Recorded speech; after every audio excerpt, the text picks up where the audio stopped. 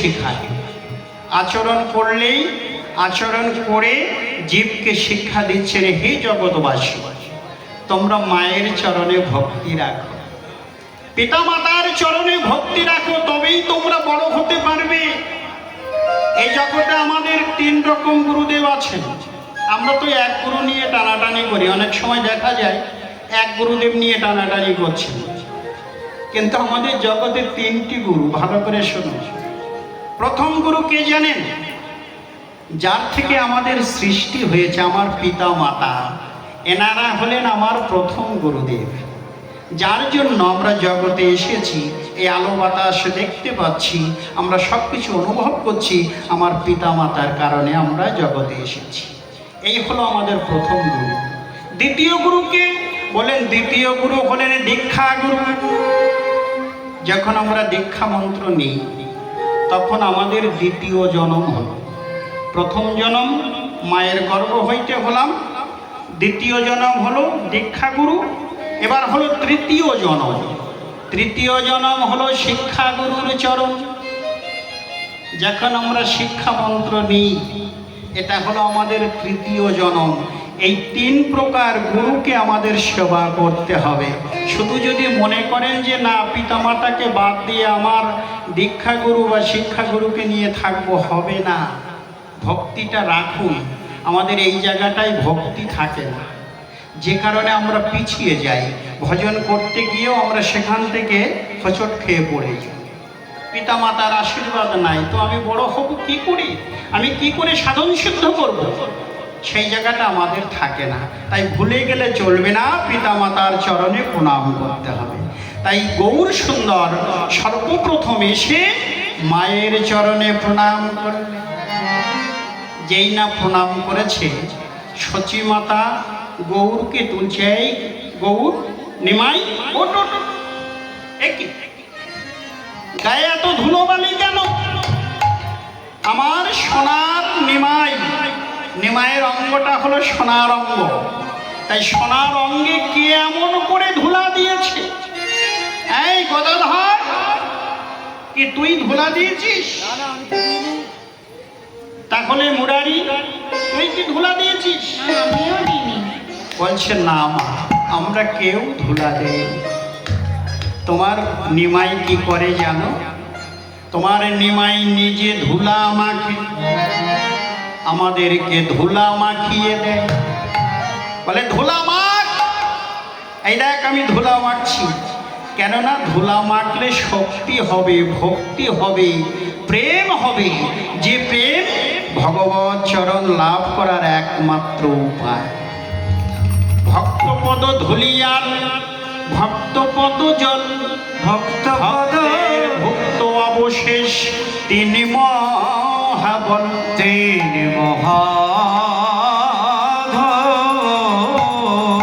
ভক্তিটা কোথা থেকে পাবেন? ভক্তি কোথায় পাওয়া যায়?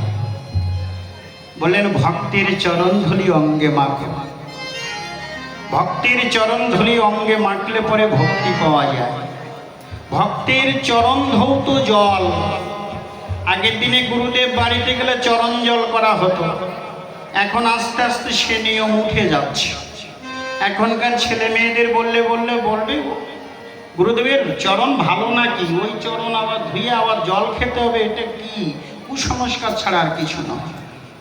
আমরা সব কিছু ভুলতে বসেছি। এখন আধুনিক সমাজ হয়ে গেছে, অনেক শিক্ষায় শিক্ষিত হয়ে গেছি, শাস্ত্র গ্রন্থ তো আর দেখি না, ওগুলো এখন শিখেই তুলে রেখেছি।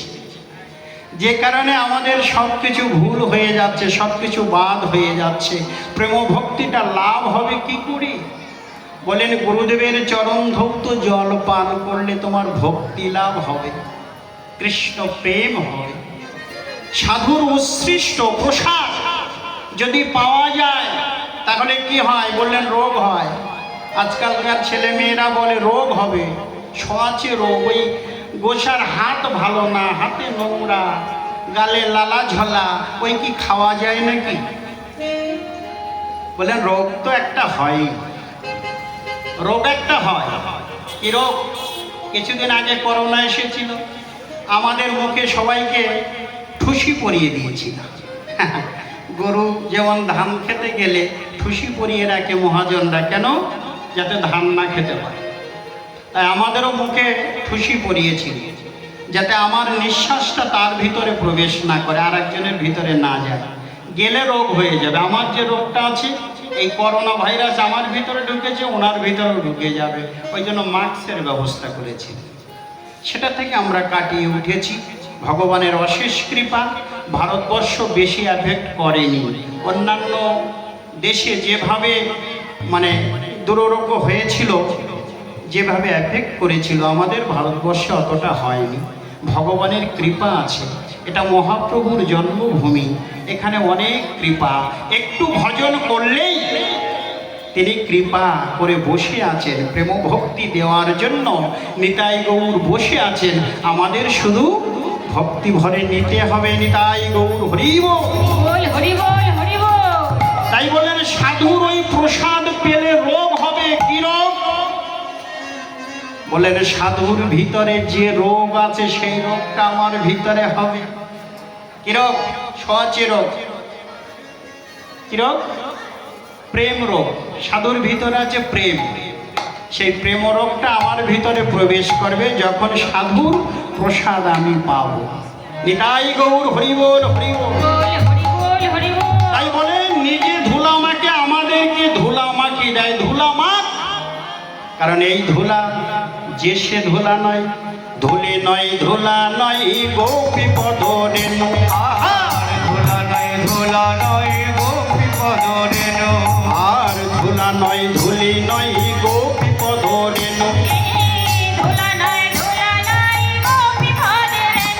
আর এই ধুলা, আর এই ধুলা মেখেছিল নন্দের বেটা কানু। আর এই ধুলা, আহা এই ধুলা মেখেছিল নন্দের বেটা কানু। আর ধুলা নয়, ধুলি নয় গোপী পদ রেণু। আর ধুলা নয়, ধুলি নয় গোপী পদ রেণু।